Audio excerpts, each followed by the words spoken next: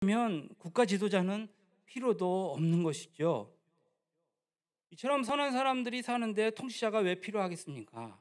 이상주의적인 그러한 신앙생활을 추구하다 보면 세상 나라를 하찮게 여길 수도 있습니다.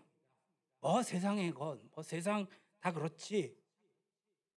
오직 예수님만이 우리의 왕이고 우리 시민권은 하늘에 있다. 우리는 하늘에 속한 백성이지 세상에 속한 사람이 아니다. 마치 세상 지도자들은 전혀 필요 없다는 듯 태도를 보이기 쉽다는 말씀입니다. 그런데 오늘 본문은 우리의 시민권이 하늘에 있는 것처럼 오늘 지상 국가에도 있다는 것을 가르쳐 주고 있습니다. 비록 중생한 하나님의 자녀라 할지라도 이 세상 국가에 대한 그의 책임과 의무가 있다는 것을 가르쳐 주는 것이죠. 그러므로 우리는 이 본문의 흐름을 먼저 잘 이해해야 합니다. 사도 바울은 이 말씀에서 복잡한 현실 정치에 대해 백과사전적인 어떤 설명을 하려는 것이 아닙니다. 그의 의도는 대원칙을 알리는 데 있습니다. 원칙이 왜 중요합니까? 무엇이나 원칙에서 벗어나면 다 잘못되기 때문입니다.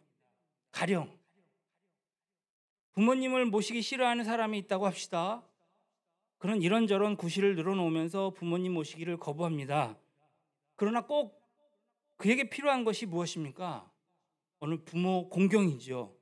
부모 공경이 자식의 도리라는 기본 원칙이 있는 것이죠.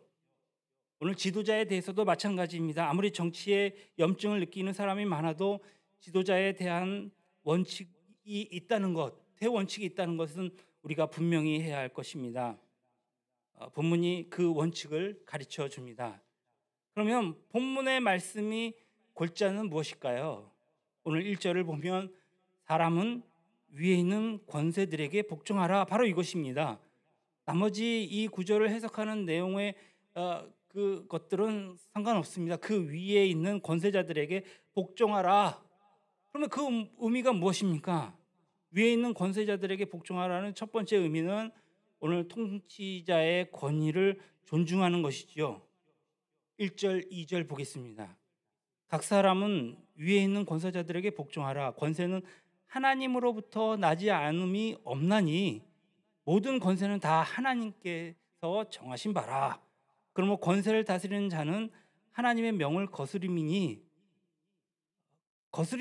거스리는 자들은 심판을 자취하리라. 이 말씀은 통치자들의 권위를 존중하고 높여야 할 두 가지 이유가 있음을 언급하고 있습니다. 하나는 권세가 하나님으로부터 왔기 때문이다. 다시 말하면 권력의 원천은 하나님이기 때문에 그것을 존경하라라는 의미가 있는 것이죠. 다른 하나는 통치자의 권력을 존중하지 않으면 권력을 주신 하나님을 멸시하는 것이나 다름없기 때문입니다. 하나님을 멸시하는 것은 큰 죄악이죠. 이런 의미에서 우리는 성경의 가르침을 따라 오늘 통치자의 권위를 반드시 존중해야 한다. 성경의 여러 곳에는 이와 비슷한 내용이 나오거든요. 다니엘서 4장 32절에는 지극히 높으신 이가 사람의 나라를 다스리시며 자기 뜻대로 그것을 누구에게든지 주시는 줄을 알기까지 이르리라 하더라. 무슨 얘기입니까? 하나님은 자기의 뜻대로 누구에게든지 나라를 주신다라는 말씀입니다. 또 한 가지 있습니다. 신약의 베드로전서 2장 13절에 인간의 모든 제도를 주를 위하여 순종하되 혹은 위에 있는 왕이나 혹은 그가 악행하는 자를 징벌하고 선행하는 자를 포상하기 위하여 보낸 총독에게 하라. 그러니까 우리 하나님은 온 우주의 하나님이십니다. 우리가 하나님을 하나님으로 받들어 섬기려면 그분을 교회 안에 하나님으로만 그렇게 여겨서는 안 될 것입니다. 이 세상 모든 국가의 모든 주권자 그분들을 다스리는 것이 하나님임을 고백합니다. 하나님이 허락하시지 않으면 어떤 사람에게도 권세를 얻을 수가 없다. 어떤 사람도 어떤 통치자든지 그를 세우신 분은 하나님이심을 믿고 고백하는 것입니다. 대한민국 정부가 수립된 이후에 그동안에 여러 명의 대통령이 배출되었습니다. 역대 대통령 한 분 한 분을 우리가 생각해 본다면 어떻습니까, 여러분은? 흐뭇한 일보단 가슴 아픈 일들이 더 많이 남습니다. 당시에는 감춰졌던 사건들이 세월이 흐르면서 적나라하게 드러나는 것을 보면 우리는 고통스럽습니다. 그럼에도 분명한 것은 그들에게 권세를 주신 이가 하나님이라는 사실이죠. 어쩌면 꼭 그 시대에 맞는 대통령을 뽑으셔서 세우셨을까요? 우리나라 역대 대통령 중 한 명도 하나님이 세우시지 않은 분이 어디 있습니까? 심지어 북쪽에 있는 악랄한 독재자들도 하나님이 세우셨다고 믿습니다. 그것이 좋은 지도자든 나쁜 지도자든 일단 권좌에 앉은 사람은 하나님께서 뜻이 있어서 세우셨다는 것을 인정해야 할 것입니다. 이것이 하나님을 바로 섬기는 자의 자세입니다. 백성을 사랑하는 지도자, 정말 정직한 지도자, 겸손한 지도자라면 사람들이 굳이 존경이라고 말하지 않아도 언제든지 다 모두가 존경할 것입니다. 그러나 무능한 지도자, 포악한 지도자, 부패한 지도자, 교회를 탄압하는 지도자를 존경하라 하면 여러분 어떻게 하실 것입니까? 바울이 로마서를 쓸 당시에 그 시대의 황제가 누구였습니까? 바로 네로였습니다. 네로가 로마 제국을 통치하지 않았습니까? 그는 정말 마귀의 화신이나 다름없을 만큼 포악하게 이를 데 없는 왕 아니었습니까? 그럼에도 바울은 위에 있는 권세를 존중하라 라고 말하고 있는 것입니다. 좋은 지도자는 존경하고 나쁜 지도자는 존경하지 말라라는 말은 단 한마디도 없는 것입니다. 그러니 악한 지도자라도 일단 통치권을 가지고 그 나라를 다스릴 때에는 그 권세를 하나님이 주신 줄 알고 존중하라는 말이겠지요. 여기서 유명한 종교개혁자 칼빈의 말을 소개하고 싶습니다. 좀 더 설득력이 있을 것 같습니다. 칼빈은 이런 얘기를 해요. 존경할 만한 일말의 가치도 없는 악랄한 사람이라도 공적인 권력을 장악하면 하나님이 주신 정의와 심판의 사자로서 갖는 찬란한 거룩한 권세가 그에게 주어진다. 그러므로 백성은 가장 훌륭한 왕에게 바치는 것과 똑같은 존경을 그에게도 바쳐야 한다. 이것은 어떻게 보면 칼빈 개인적인 견해라기보다도 오늘 믿는 자들의 견해여야 할 것입니다. 영락교회 한경진 목사님은 정말 많이들이 존경하는 그러한 목사님 아니셨습니까? 제가 젊었을 때 그분을 좀 싫어한 경향이 있었어요. 왜냐하면 그 군부 독재에 그가 조찬 기도회를 인도해주고 그들을 위해서 기도할 것을 알았을 때 좀 배신감이 들더란 말이죠. 그런데 지금 와서 생각하니 한경진 목사님은 조금 더 신앙적으로 깊이 생각했던 것 같습니다. 말씀대로 그가 위에 계신 분들을 존경하지 않았나라는 설득이 되자 오히려 그를 존경하게 됐습니다. 하나님 말씀에 근거해서 그는 이런 이야기를 한 것이겠지요. 우리는 예수님의 태도에서 이와 관련된 중요한 사실을 배울 수 있습니다. 예수님은 당시 로마 총독이었던 빌라도에게 끌려가서 재판을 받아야만 했습니다. 그분이 받는 재판은 전형적인 불법 재판이었음은 우리가 모두 다 알고 있습니다. 죄 없는 사람을 죽이려는 서둘러서 처리하는 그러한 재판이었기 때문입니다. 그러나 재판정에 나서 서신 예수님은 어떤 입장을 취하셨습니까? 주님이 끝까지 자기 권리를 주장하시고 빌라도의 권세를 인정하지 않으셨습니까? 만약 그랬더라면 끝내 재판을 거부할 수도 있었을 것입니다. 그러나 주님은 그렇게 하지 않았습니다. 빌라도가 예수를 향해 네가 유대 왕이냐? 주님이 대답하십니다. 그러나 그 외의 질문에는 답을 안 하셨습니다. 주님이 가만히 계시니까 빌라도가 이상하게 생각했던지 또 이런 말을 합니다. 내가 너를 놓을 권한도 있고 십자가에 못 박을 권한도 있는 줄 너는 알지 못하느냐? 예수님을 석방할 권한도 있고 죽일 권한도 있는데 그것은 다 자기 손에 달렸다는 얘기입니다. 근데 주님께서 유명한 말씀을 이어서 하십니다. 요한복음 19장 11절에 위에서 주지 아니하셨더라면 나를 해할 권한이 없으리라. 현대어 성경에는 조금 더 정확하고 명확하게 잘 번역한 것 같습니다. 네가 하나님께 총독의 권한을 받지 않았던들 나를 어떻게 할 수 없을 것이다. 하나님께 권한을 받았다라고 얘기하는 것이죠. 예수님의 말씀은 우리에게 무엇을 가르칩니까? 비록 불법 재판을 하는 이 빌라도이지만 그가 가진 권력이 하나님의 손으로부터 왔음을 오늘 말하고 있는 것입니다. 하나님의 뜻이 있었기 때문에 빌라도가 하나님의 아들을 심판의 자리에 서게 했습니다. 그것은 이미 성경에 예언한 사실입니다. 그 예언을 이루기 위해서 빌라도와 같이 무도한 사람에게 하나님이 권력을 주신 것입니다. 예수님은 빌라도를 인정하는 것이 아니라 그에게 권력을 주신 하나님을 인정한 것입니다.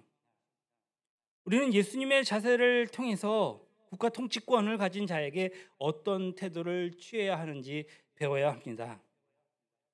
요즘은 자유민주주의라는 이름으로 권위를 경멸하는 풍조가 만연하고 있는 것을 보게 됩니다. 심지어 예수 믿는 많은 사람들도 대통령이 마음에 안 든다고, 정치가 마음에 안 든다고 하면서 국가 권력이 아무것도 아닌 것처럼 조소하고 조롱하고 풍자거리로 인용하는 형태를 자주 봅니다. 그러나 그것은 성경적인 태도가 아닙니다. 그 권세가 하나님으로부터 왔음을 인정하는 사람은 그렇게 함부로 말하거나 그렇게 표현하지 않습니다. 통치자의 권위를 존중하지 않고 우습게 보니까 그것이 다른 데에도 영향을 미치기 시작합니다. 예를 들면 요즘 아이들은 부모의 권위를 인정합니까? 아니면 선생님, 스승에 대한 권위를 인정합니까? 우리 사회에서 정말 깨끗하게 살겠다고 하는 사람들의 권위를 인정하냐 말이죠. 이제 이 땅에 권위가 있기는 한 겁니까? 그럼 누가 그렇게 만들었을까요? 그것은 분명히 우리의 잘못된 태도가 그런 결과를 낳은 것입니다. 그러니 너나 할 것 없이 대통령에 출마하려고 하고 자격도 안 갖추고 그렇게 나오는 거 아니겠습니까? 사람 자체를 논한다면 요즘 정치하는 사람들을 존중하고 싶은 마음이 안 생기는 것이 사실입니다. 어제 보니까 여당에서는 한 9명, 야당에서는 한 13명, 또 그 외의 사람들이 대통령을 하겠다고 많이 나옵니다. 그러니까 대통령 후보감들이 막 수십 명이 나온 거예요. 책에서 보니까 진정한 정치가와 직업적인 정치가를 구분하는 아주 쉬운 방법이 있다고 합니다. 그것은 뭐냐면 진정한 정치인은 정치를 위해서 살고요. 직업적인 정치인은 정치로 먹고 산다 했습니다. 주변을 보면 정치를 위해서 정치하는 사람이냐, 정말 정치로 먹고 사는 사람이냐, 우리는 충분히 구별할 수 있습니다. 어떤 사람은 재산이 몇십억이더라, 몇백억이더라, 강남에 집이 몇 채더라, 시골에 땅이 몇만 평이더라. 이들은 다 직업적인 정치인들입니다. 물론 저는 열심히 벌어서 정말 수고해서 많은 재산을 가질 수 있으면 그것은 참 좋은 일이라고 생각합니다. 그러나 불이한 방법으로 재산을 축적했다면 그것은 안 될 일이죠. 물론 전부 다 그런 것은 아닙니다. 그중에 그래도 존경심이 드는 분들도 있더란 말이죠. 그분들은 정치를 위해 평생을 바친 분들입니다. 그러나 우리에게는 좋지 않은 기질이 있습니다. 지도자에게 어떤 사건을 통하여서 실망을 느끼면 그가 과거에 잘했던 것은 모두 깡그리 무시해버리고 무조건 비난하는 버릇이 있다란 말이죠. 그것은 참 무책임한 것입니다. 사람은 누구나 실수하게 마련이거든요. 그러니까 몇 가지 실수 때문에 그 사람의 모든 부분까지 먹칠해버리는 것은 지성인이 해서는 안 될 일이라고 생각합니다. 어떤 면에서 도덕적으로 너무 고상한 사람은 정치가가 될 수 없을지도 모르겠습니다. 어쩌면 하나님이 당신이 정말 아끼시는, 정말 사랑하는 거룩한 사람이라면 왕이나 대통령을 시키지 않을지도 모르겠습니다. 그러나 만일 도덕적으로 쓰레기 같은 사람이 대통령이 된다면 이 나라의 앞날은 어떻게 되겠습니까? 그래서 하나님께서는 그렇게 말씀하십니다. 맹종하라는 말이 아니다. 민주주의 국가에서는 얼마든지 시민 불복종 운동을 전개할 수 있습니다. 워터게이트 사건의 주범이었던 찰스 콜슨은 그가 예수를 믿고 변화된 다음에 시민 불복종을 할 수 있는 4가지 경우가 있다고 말합니다. 첫째는 정부가 교회의 역할을 대신하려 하거나 하나님께만 드려야 할 충성을 빼앗으려 할 때에 우리는 불복종할 수 있다고 했습니다. 둘째로는 국가가 양심의 자유를 제한한 채 억압할 때에 우리는 불복종할 수 있다고 했습니다. 그리고 하나님께서 명하신 생명을 지키고 질서와 정의를 보존해야 하는 국가의 책임을 기만하고 무시할 때에 우리는 불복종할 수 있다고 했습니다. 마지막으로 그렇게 불복종한 결과에 책임질 수 있느냐? 만약에 책임질 수 있을 때 우리는 불복종할 수 있다고 했습니다. 명심해야 할 것은 우리가 불복종할 수는 있지만 불복종을 먼저 앞세우면 안 된다는 것이죠. 하나님은 그렇게 말씀하십니다. 권위에 대한 존경 없이 불복종만 외치는 사람은 나라를 망치는 사람이요 하나님의 거룩한 주권을 침해하는 사람이라는 것입니다. 공산당이 그런 것이죠. 맹목적으로 전복시키려고 하고 무너뜨리려고 하는 그러한 심리가 그들에게 있는 것입니다. 위에 있는 권세자들을 복종하는 두 번째 의미는 국가의 법에 순종하는 것입니다. 오늘 3절을 함께 보겠습니다. 다스리는 자들은 선한 일에 대하여 두려움이 되지 않고 악한 일에 대하여 되나니 네가 권세를 두려워하지 아니하려느냐? 선을 행하라. 그리하면 그에게 칭찬을 받으리라. 오늘 다스리는 자들은 법을 집행하는 공직자들을 가리킵니다. 선을 행하라는 말은 법을 지키라는 의미이죠. 그러니까 법을 지키기만 하면 공직자를 두려워할 필요가 없고 도리어 칭찬을 받을 수 있다라는 뜻입니다. 근데 우리는 어려서부터 왠지 모르게 경찰서 앞을 지나가거나 혹 경찰이 사이렌을 켜고 차를 세우거나 우리를 세웠을 때 우리에게 말을 걸었을 때 괜히 두려워합니다. 뭐 죄진 것도 아닌데 왜 그런지는 모르겠지만 우리는 두려워하지 않습니까? 국가 통치자와 공직자들은 국민의 안녕과 평안을 지키고 공평과 정의를 시행하기 위해서 세움받은 하나님의 일꾼들이어야 합니다. 나라마다 백성이 안전하게 살 수 있도록 그들을 보호하는 법이 있지요. 악한 자들의 행동을 억제하고 그들의 죄를 징계하고 다스리는 내용입니다. 통치자와 공직자들은 이 법을 올바로 보호하고 집행해야 할 책임을 지고 있습니다. 칼빈은 또 얘기합니다. 법은 강력한 힘줄이요 나라의 혼이다. 법은 말없는 공직자요 공직자는 살아있는 법이다. 이 말은 진리입니다. 법이 있는 국민은 법을 지켜야 할 의무가 있습니다. 국가는 원래 서로 법을 준수하기로 서약하고 결속한 사람들의 집단이거든요. 그러므로 법을 지키겠다고 상호 간에 약속한 그 약속이 무너지면 무질서만 남는 것입니다.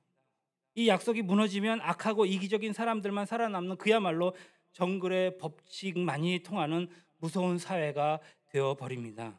이를 막기 위해서 하나님은 국가를 주셨고 통치자를 주셨고 법을 주셨습니다. 그러므로 우리는 마땅히 법을 지켜야 할 것입니다. 질서는 참 중요합니다. 우리 인간은 정말 악하고 공격적이고 파괴적인 본능을 갖고 있기 때문에 하나님은 이 본능을 통제하고자 우리 스스로 질서를 세우게 하셨습니다. 그리고 질서를 세우는 것은 법을 통해서만 가능합니다. 4절을 보겠습니다. 그는 하나님의 사역자가 되어 내게 선을 베푸는 자니라. 그러나 내게 악을 행하거든 두려워하라.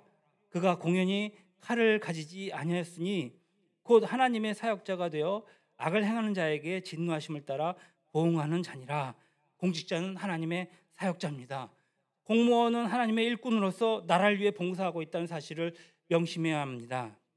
이 사실을 잘 모르는 사람들이 가끔 못된 짓을 합니다. 하나님은 공직자들에게 법을 집행할 수 있는 권리를 주셨거든요. 바울은 그것을 바로 가리켜 칼이라고 비유했습니다. 주어진 칼이 어떤 사람들은 마치 자기 것인 것 마냥 마음대로 휘두릅니다. 마음대로 집행합니다. 마치 망나니가 침을 뱉고 목을 치는 그 칼을 휘두르듯이 막 휘두릅니다. 또 그런 자가 더 큰 칼에 욕심이 나서 또 다른 엄청난 권력을 가지려고 음흉한 계획을 세우고 있다면 우리는 바로 그런 자들을 감시하고 제재를 가할 수 있는 그러한 눈이 있어야 할 줄로 믿습니다. 집 문제로 땅 문제로 정부는 지난 수년 동안 20개가 넘는 법을 고치고 또 바로 다른 법을 만들었지만 사실은 아무 소용도 없었고 내로남불로 자기들의 이속만 추기는, 그래서 LA 사태가 벌어진 것입니다. LH 사태가 벌어진 것 아니겠습니까? 우리에게는 이렇게 삐뚤어진 생각으로 공직을 하지 못하도록 우리가 항상 감시의 눈으로 정말 바라봐야 합니다. 물론 감시하는 것은 참으로 힘듭니다. 그래서 우리는 통치자들과 공직자들을 잘 선택하고 그리고 그들을 위해서 기도해야 하는 것입니다. 위에 있는 권세들에게 복종하라는 세 번째 의미는 국민의 의무를 다하는 것입니다. 6절로 7절 말씀입니다. 너희가 조세를 바치는 것도 이로 말미암음이라. 그들이 하나님의 일꾼이 되어 바로 이 일을 항상 힘쓰느니라. 모든 자에게 줄 것을 주되 조세를 받는 자에게 조세를 바치고 관세를 받는 자에게 관세를 바치고 두려워할 자를 두려워하며 존경할 자를 존경하라. 한마디로 무슨 얘기입니까? 세금을 꼬박꼬박 납부하라는 얘기죠. 납세의 의무는 국민의 의무, 4대 의무 중에 하나입니다. 대통령이 마음에 들고 안 들고를 떠나서, 정말 정치가 잘 되고 안 되고를 떠나서 우리의 안녕과 행복을 위해서 세금을 내는 것입니다. 이것은 다만 우리의 생각이 아니라 하나님의 명령이죠. 솔직히 얘기해서 요사이 정말 우리는 많은 혼란을 느끼는 것이 사실입니다. 세금을 내는 것이 부당하게 느껴지기까지 합니다. 물론 저는 아닙니다. 저는 그렇게 많은 세금을 내는 사람은 아니기 때문에. 그러나 불공평하게 느껴지는 것도 동감이 갑니다. 그런데 여러분, 국가가 없다면 우리가 존재할 수 있을까요? 국가 없이 내가 안정할 수 있을까요? 무질서가 판치는 세상이라면 우리가 어떻게 살아남고 거리를 활보하며 다닐 수 있겠습니까? 범죄가 판을 치는 세상이라면 우리가 어떻게 살아남을 수 있을까요? 여러분, 또 한번 생각해 봅시다. 외부 다른 나라에서 침입자가 쳐들어올 때 우리를 보호해주는 그 조직은 어떤 조직입니까? 나라가 없다면 우리는 행복이 보장되지 않습니다. 이렇게 국가의 보호를 받고 있으면서 세금을 내기 싫다면 그는 이 땅에 살 자격이 없는 사람일지도 모릅니다. 예수 믿는 사람은 정직해야 합니다. 그리고 세금은 반드시 내야 합니다. 세금을 안 내려고 속임수를 쓰는 사람이 되지 말아야 한다는 말씀입니다. 위에 있는 권세들에게 복종하라는 네 번째 의미는 국민의 권리를 책임 있게 행사하라는 것이죠. 우리에게 주어진 결론입니다. 오늘 본문의 결론이기도 합니다. 바울이 살던 시대는 국민이 자기의 권리를 행사한다는 것은 상상할 수도 없는 일이었습니다. 왕위를 세습하던 그러한 시절이었으니까요. 평민 계급에서 정치 지도자가 나올 수가 없었다는 말씀입니다. 그러나 복되게도 오늘날 우리는 자유민주주의에 살고 있지 않습니까? 이 자유민주주의도 주님이 주신 제도다 생각합니다. 이 사회에서는 통치권의 권리가 국민에게서 나옵니다. 다시 말해서 하나님이 원하시는 지도자를 세울 때에 국민의 손으로 뽑는다는 것이죠. 대한민국의 국정을 맡은 지도자를 세우는 데에 하나님은 우리가 행사하는 바로 그 선거권으로 우리를 이용하시는 것입니다. 그러므로 하나님이 도구로 사용하시는 이 선거권을 어떻게 이행할 것이냐, 우리에게 주어진 대단히 중요한 과제일 것입니다. 우리가 잘 아는 것처럼 지금까지 우리는 지도자 복이 별로 없었음을 고백합니다. 그동안 많은 피해를 당해왔습니다. 예를 들면 지역 간의 대립이 일어난 이유도, 또 계층 간의 갈등이 생긴 것도 지도자들의 잘못된 잘못에서 비롯된 것인 것을 우리는 압니다. 왜 정치에 불신이 생겼습니까? 왜 사회가 도덕적으로 문란해지고 정신적으로 해이해졌을까요? 저는 정치 지도자의 책임이 크다고 생각합니다. 물론 종교 지도자들도 책임을 없다 할 수는 없습니다. 그래서 우리는 그들을 잘 뽑아야 합니다. 왜냐하면 이제껏 뽑은 그들이 바로 우리가 그들을 뽑았기 때문이죠. 그렇지만 될 대로 되라는 식으로 가만히 있는 것은 책임 회피라 생각하기 때문에 앞으로 우리나라를 잘 이끌어 나갈 사람을 잘 보고 판단해서 선택하셔야 할 것입니다. 우리는 지금까지 권세가 하나님에게서 온다고 배워왔습니다. 또한 지도자를 그 자리에 세우는 분은 하나님이시라고 배웠습니다. 우리는 이것을 믿습니다. 그러면 누가 대통령이 되든 일단 그가 통치권을 잡으면 그 사람에게 존경을 표하고 의무를 다해서 법을 지켜야 합니다. 하나님의 마음이나 우리의 마음이나 좋은 지도자를 세워야 한다는 점에서 똑같을 것입니다.